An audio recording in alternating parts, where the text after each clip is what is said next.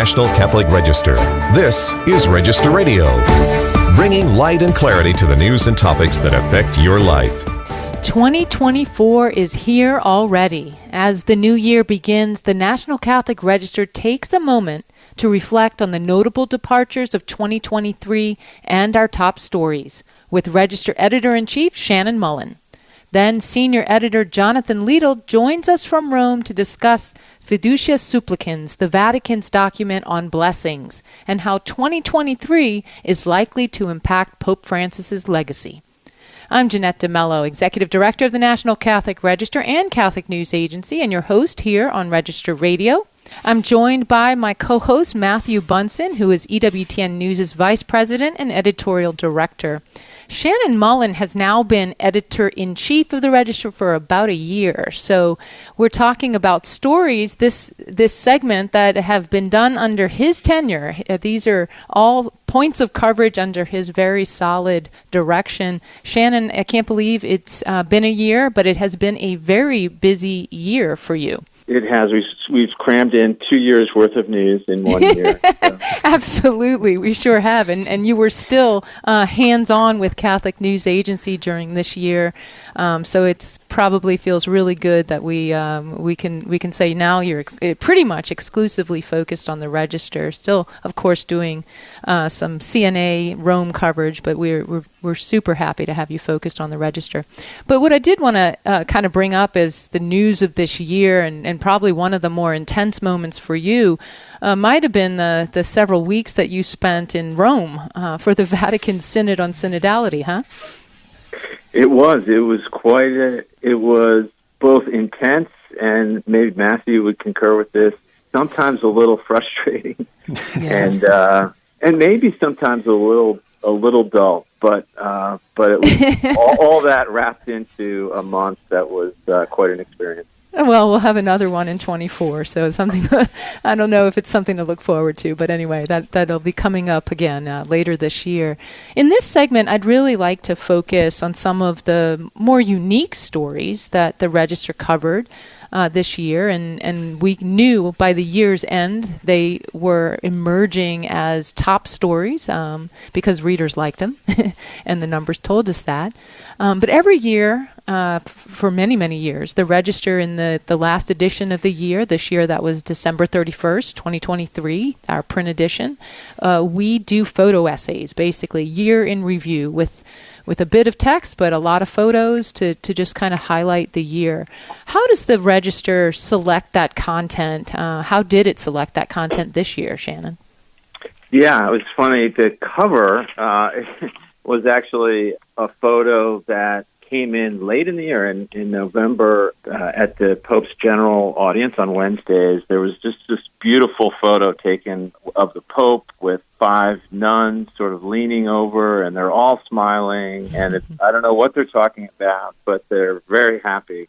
And it was just a nice image that I used my editorial executive powers to put that on the front, because it was a rough year in many ways, and that was it just had a great cheery tone to it that we liked. But I mean, how we look at these things is looking for images that you can look at and you understand right away what the action is. You know, one of them, for example, was a photo taken of Sister Wilhelmina Lancaster, the foundress of the Benedictine Abbey in Gower, Missouri, and whose body was exhumed during this past year. One of the big stories of the year in the United States was found to be surprisingly intact, in very good condition, even though she had died some years ago. And that was a big story and just a very compelling image.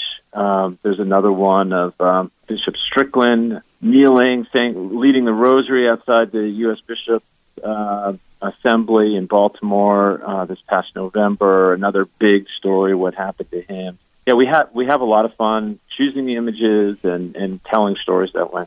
Yeah, and this year you did something unique. I was very happy to see it when I was proofing the paper, and it was my favorite story. So you had Register writers reflect on their best work of 2023. It was a great addition, and some of my favorite stories ended up in that. One Loretta Brown did was Mom and Babies on Campus, and this was initiative that some universities are doing to just facilitate mothers on campus, and that was really a great story and something worth highlighting. So I'm glad you did that special edition. One of the things that again you did in this edition that was a little different from the way it was done in the past was including fact boxes of the Register's top stories. And as I mentioned, these were stories that we knew by the end of the year were sort of readers' selections.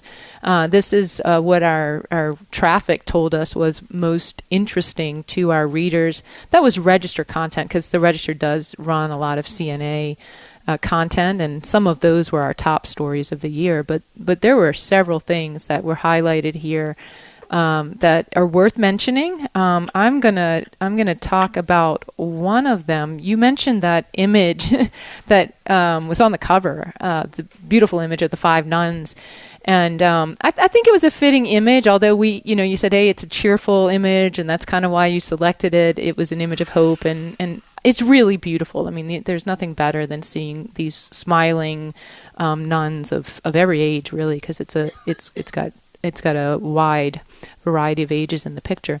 But it could definitely be said that this was a year that women had a new place in the church with the participation in the synod.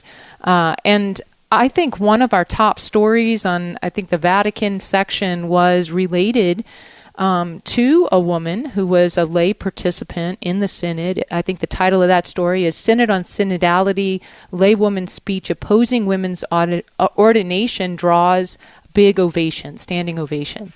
That was a great story that our readers loved, and I think, Shannon, both you and I thought it was well worth inclusion in this year-end. Yeah, I'm glad that one made it to the top 5, really, of our most viewed stories. This is a story that focused on an Australian delegate, philosopher, theologian, Renee Kohler-Ryan, who was really emerged as, for us, I think, one of the stars, one of the bright spots of the Synod on Synodality Assembly in October. And one of the things that happened, we didn't have access to what was going on in the Synod Hall, but, people do talk, and we heard about a intervention or a short speech that one of the delegates gave, and it turned out to be Professor Kohler-Ryan. And one of the things she was kind of talking about was pushing back on this attempt to what she called clericalize the laity, mm-hmm. and really pushing the issue of women's ordination to the diaconate or to women priests issue, something that the secular media at the Vatican was really pressing in their the daily media briefing. And she said that was a distraction from what women want to talk about and need to talk about. And she was commenting about how, hey, what about motherhood? That was barely mentioned in the sort of planning document for the Synod Assembly. And she got a standing ovation, which was pretty neat. And I think it resonated with a lot of readers too. Yeah, absolutely. Another story that I think was just really positive, and I'll only mention it because I want to move on to a few other things, but it made it into our top 5 for Nation. Again, it's a positive story. St. Charles Borromeo Church creates an environment which makes you think of the Eucharist. And this was a story about a brand new church in the Diocese of Fresno. And it's great that our readers were so interested in a brand new church, right? And that there is this brand new church, I think with 14,000 people, just a really big new church. And that's hopeful news. That's positive news. It's the kind of news that the Register wants to cover, even in the midst of some of the tough stuff that we do have to cover. Speaking of tough stuff that we have to cover, notable deaths is always something that we try to pay attention to. We include a whole list of those in this print edition.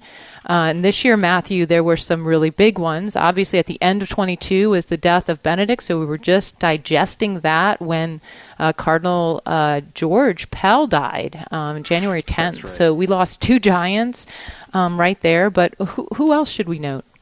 Well, that's right. This is a year of a number of unfortunate deaths. We think, for example, of Bishop David O'Connell, the auxiliary bishop in Los Angeles, who was killed. We can think as well of what the Vatican put out, a list of 20 Catholic missionaries who were killed just this last year.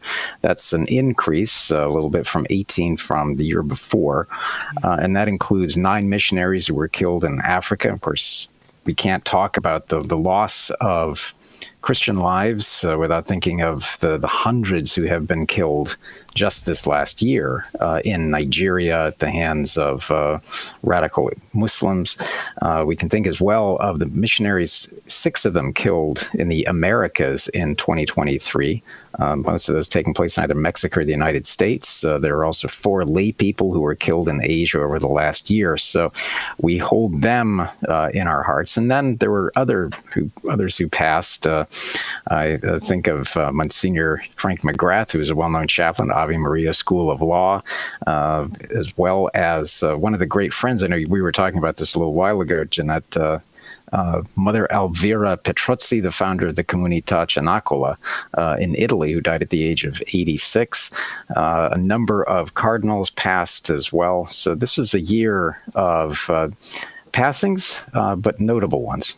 Absolutely. And you know, it's so good of you to mention the persecuted Christians. I mean, we just cannot forget them. They may not strike us as like the notable deaths the way these lists come out, but it's a huge impact to see how many people are really martyred, oftentimes in church.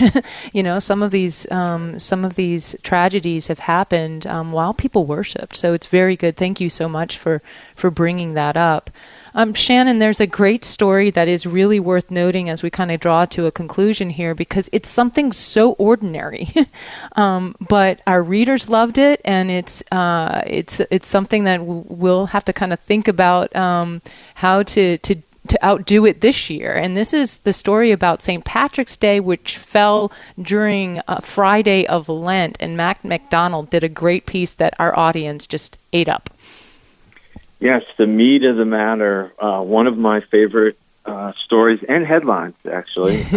So, yes, Matt, among his many other gifts, is sort of our statistician on staff, and he surveyed every diocese in the United States and discovered that 72.6% of U.S. dioceses were giving some sort of dispensation for St. Patrick's Day falling on a Lenten Friday.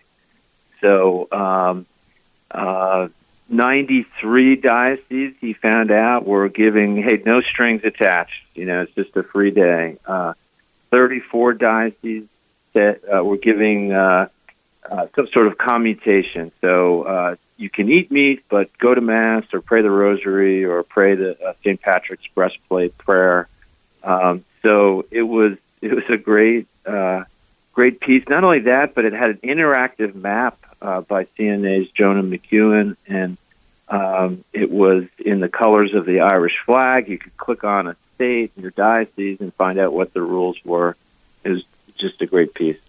Well, we'll close on that one. I think the Register, that piece was about where fasting was dispensed with, but I think recently we've had some conversations about how important it is to bring back fasting, whether it's on Friday or other important days, because our church and our world needs prayer and fasting, and now's a great moment to start thinking about how we incorporate that back into our lives. But thank you very much for your work at the Register, and we will be turning to the Vatican and how 2023 added to Pope Francis's legacy when we come back. This is Register Radio on EWTN. Stay tuned for more.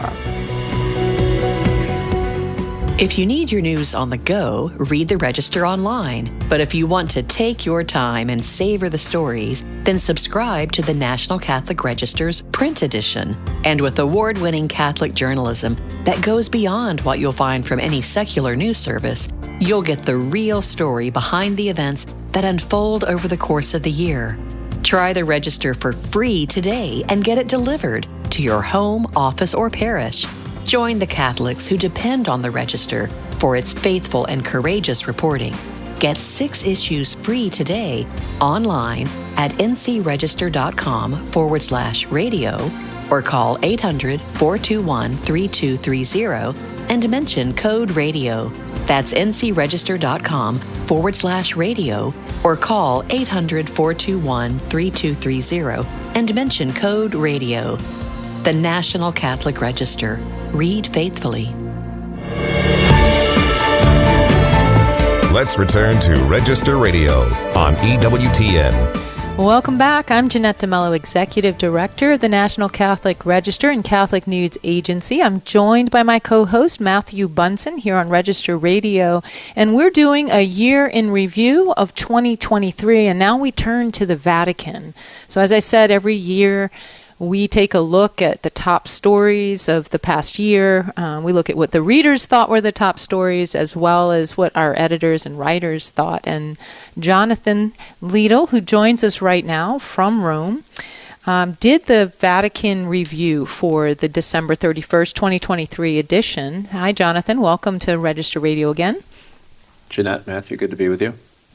So this year, Jonathan, we titled that essay that you wrote, the photo essay, Vatican 2023, Pope Francis Builds His Legacy. And so it's interesting because we did celebrate in this year his 10th anniversary, but really there were many things in this year. So we reflected a lot on his legacy. That was March, right? His 10th anniversary. But in the course of this year, there were really some defining moments in the Vatican. What would you say those are? And yes, I can name some that the readers thought, but what were the stories that you would say were the defining moments of the year? Yeah, I think the overarching theme for Pope Francis and the Vatican was Francis securing his vision of the Church, possibly even beyond his own papacy, and even amidst signs of declining health. So I think probably the 3 biggest events or developments to highlight in that vein was the selection of then Archbishop Victor Manuel Fernandez, Pope Francis's longtime ghostwriter, theological advisor, a fellow Argentinian, to the position of prefect of the dicastery of the doctrine of the faith. So this was the Pope taking kind of the guy who's been behind the scenes, helping to develop the Pope's theological vision and really bringing him front and center and placing him in a great position of prominence in the Vatican. Cardinal Fernandez, at this point in time, is only 61 years old, so a significant catapulting of this previously, somewhat unknown, or at least not in the limelight figure, to the very heart of the Church's doctrine and teaching office. Related to that, Pope Francis made Cardinal Fernandez and 20 other prelates, he gave them the red hat. He made them cardinals at a consistory in September. And this was significant because it swelled the ranks of cardinal electors, right? Those who are going to be eligible to pick the next pope in the event of a conclave, to currently 137, which is higher than ever before. And if we look at those numbers, Pope Francis has now picked over 70% of the cardinal electors. So the thought being there that this is perhaps an effort of Pope Francis to put in place cardinals who might be more likely to pick a successor to him kind of in his same mold. And then finally, I think another huge event from the year was the Synod on Synodality Assembly in October in the Vatican. Of course, the Synod on Synodality was a process started by Pope Francis back in 2021, but really this Vatican Assembly, which will have a second part in 2024, is the culmination of it. And synodality, this idea of journeying together, this idea of a listening church, has really been a hallmark of Pope Francis's throughout that 10-year pontificate. And this Synod on Synodality and the final report it produces, and whatever direction Pope Francis decides to take that when that happens, is really the kind of primary means of putting that into action. So those were those three legacy sort of building initiatives of Pope Francis in 2023. And as I mentioned, it came as signs that his health, was continuing to show signs of decline. Pope Francis turned 87 during the past year in December. He had a couple of serious bouts of bronchitis, one back in March and another in November into December. And he also had abdominal surgery in the middle of the year as well. So an interesting dynamic on the one sense. Perhaps Pope Francis wondering how much longer he'll be with us, but then also taking steps to possibly secure his vision beyond his own tenure. Absolutely. I mean, you mentioned his health, but even with signs of poor health, he visited Congo, South Sudan, Hungary, Mongolia, France, Portugal for World Youth Day. It's Mongolia. It was the first time any pope had ever visited Mongolia. So yeah. He really had an amazing year in terms of what he accomplished in 1 year. Shannon made a joke that, we covered 2 years worth of news in 1 year at the beginning of this show, and I think the Pope really packed it in this year. So right at the end of the year, though, really as we were preparing this print edition, the one that came out December 31st, we, just a few days before, got the document, Fiducia Supplicans, which is the document on blessings, and we had to scramble to get it into the edition even. But how would you say, Jonathan, that impacts Pope Francis's legacy? Yeah, well, this guidance on blessings, the possibility of blessing of same-sex couples and those in irregular situations.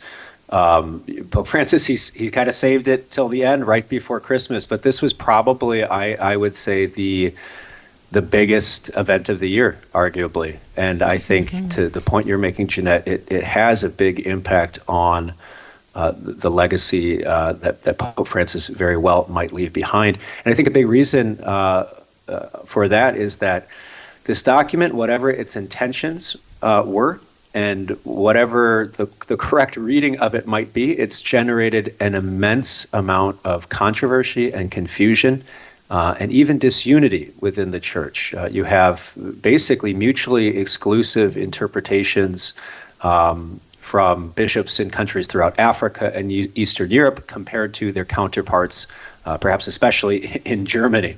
So it's really it's interesting because there's other things we mentioned, synodality, for instance. You talked about the Pope's visits. You mentioned countries like Mongolia with 10,000 Catholics, right? Or some of these other places in Africa that the Pope visited, right? He's always been thought of as a Pope of the peripheries. And I think the thought is this might complicate some of those other dimensions of the Pope's legacy. If we talk about synodality, Fiducia Supplicans was a text from the Dicastery of the Doctrine of the Faith that apparently relied on very little consultation with bishops and other key advisors, actually, throughout the world before it was published, right? And we even think back to the Synod on Synodality. We know that topics related to the Church's pastoral care of people with same-sex attraction came up. We know that there was significant pushback from African participants Right. from Eastern Europe, even in the term LGBTQ plus being included, and certainly in any kind of step that might seem to condone or even give the slightest indication that same-sex relationships were permissible. And it's to some extent, I think people wonder if that kind of input at the Synod on Synodality was lost in the shuffle or wasn't factored in to Fiducia Supplicans, at least the way it's implemented and promoted. So I think synodality, there's a question of will Fiducia Supplicans and perhaps the disunity that it's fostered, will that overshadow synodality? On the question of peripheries, right? This is something that is largely being celebrated in those traditional, now post-Christian centers of power in Germany, in Austria, some bishops in France, Belgium. But it's something that's been very upsetting to those bishops and those Catholics, right, on those geographic peripheries in the developing South, in Africa, also increasingly in South America as well. So I think it complicates the legacy. It certainly doesn't necessarily undermine the Pope's emphasis on synodality or the peripheries, but it complicates it. And then one final thought maybe on the legacy. We mentioned the conclave, right? We mentioned how the Pope made an unprecedented move to swell the ranks of cardinal electors to 137 people. I think a move like Fiducia Supplicans perhaps makes it increasingly less likely that the successor to Pope Francis will share some of his priorities in terms of church reform and pushing for some of these pastoral openings that some might say call into question church unity, church stability, and the church's even clarity about doctrine, right? So I think that's something to look ahead to, the implications and the impact of Fiducia Supplicans on even who the next pope might be. Whenever Absolutely. that conclave, Right. obviously we don't know when that will happen, right? Obviously. But as you said, what we should be watching this year is synodality. And that's something we will continue to see teased out, and then we'll meet again. In October, the Synod will meet again, and that's something to keep a close eye on as the course of this year. Jonathan, thanks for your reporting. Great to be with you. Thank you. Remember, for more news, analysis, and commentary, check out the National Catholic Register online at ncregister.com. Thanks for joining us here on Register Radio on EWTN. For Matthew Bunson and our producer, Jeff Burson, who today is his last show, and we are truly grateful. I am Jeanette DeMello, and I ask until next week, may God bless you.